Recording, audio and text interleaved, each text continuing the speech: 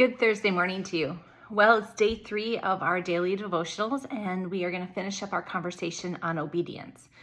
I'm not sure if this has been helpful to you. Hopefully you have listened and engaged and maybe rethought a few of the things that you were pretty set on. That nature of obedience, I think, is something we always can learn from. We can always be growing out of because life circumstances and the people we encounter can change what obedience means, and it can change it for both the positive, but more often probably it changes it for the negative. And if we don't check just our understanding of obedience from a worldly standpoint, that will influence how we read obedience biblically. And again, it's all about your relationship with God. If you read Scripture in a way that God is shaming and judgmental and just waiting to show how wrong you are, that's probably the relationship you have with God. If you read Scripture and you see the fullness of God's love, you see the balance of forgiveness, you see the unending, incredible, hard to understand grace that God has for us, well, that's likely the relationship that you have with God as well.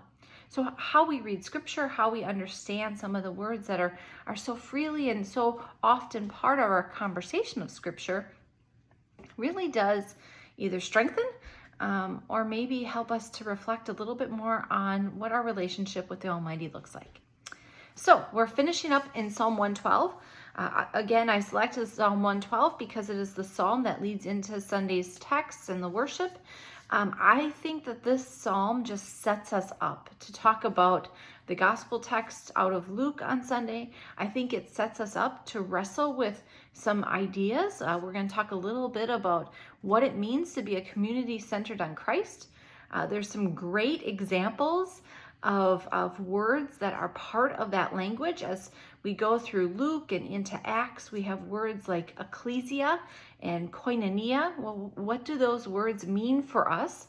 Are they just archaic Greek words that no longer are part of our conversation and society? Or do they have value for us as we think about who we are as individuals gathered together at the foot of the cross around the table that has been prepared in a sanctuary where God welcomes each and every one of us? So we talked about being obedient and finding happiness or joy in that. We talked about in obedience, we become just. We seek justice. We seek the nature of caring for our neighbor in the way Christ calls us to care. And with the psalm, we end with wisdom. To be obedient also makes us wise. And so in Psalm 112, verses 7 through 10, it ends the psalm and it shows that the result of obedience creates a wisdom. Verse 7, they are not afraid of evil tidings. Their hearts are firm, secure in the Lord. Their hearts are steady. They will not be afraid. In the end, they will look in triumph on their faces. They will have distributed freely. They have given to the poor. Their righteousness endures forever. Their horn is exalted in honor. The wicked see it and are angry. They gnash their teeth and melt away. The desire of the wicked comes to nothing. This is a really positive, affirming word that ends our psalm. Those who are wise are not affected by the momentary struggles of this world. That's not to say that you don't look at the world sometimes or even find frustration in your life from time to time and only see rainbows and roses, right? To be wise is not to suggest perfection, nor is it to suggest it is without heartache. But to be wise is to look at that and see the temporal nature. It's to challenge yourself to see the fullness of what is happening in the moment.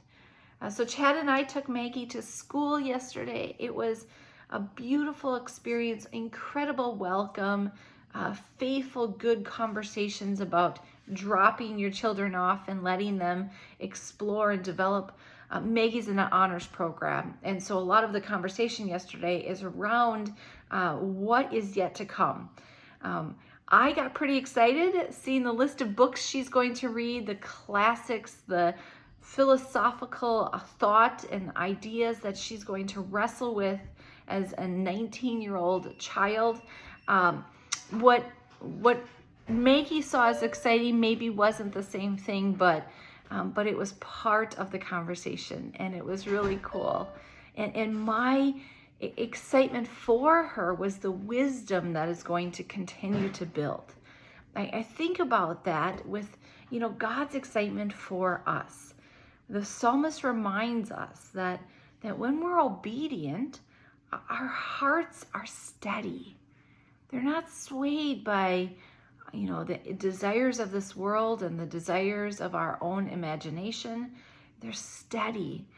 They will not be afraid. Think of all of the things in this world that we are afraid of. And there's the little things like spiders, right? But there's a lot in this world to be afraid of. And on the way home, and that was probably my biggest wrestling with leaving my child at this place, right? Is that I can no longer protect her. And that was really a false reality in our home, that I could protect her, that I could shelter from all of the bad things out there. But it was my reality, and that changed the minute I no longer have her under my roof. The same is true for God. Oh, how God would want to wrap us up. Jesus quotes this idea of pulling us under as a mother hen pulls her offspring, right? There's a desire that God would have, but that's not how God created us or the world. God created us with minds and spirits and the ability to make decisions. And in all of that creation, God also gifts us with obedience. That helps us to find happiness in the midst of everything else, helps us to find justice, helps us to find wisdom. And the psalmist is ending with that reality, right? We have distributed freely, they have given to the poor. Remember, that's kind of an echoing back from that justice piece as well. And the wicked see it and are angry, but they do not affect us, right? They don't affect us because they're not part of the blessing of the righteous. And the blessing of the righteous comes through our obedience to God. So, as we've talked about Psalm 112, it's again the continuation of Psalm 111. That's what most theologians believe with the markings.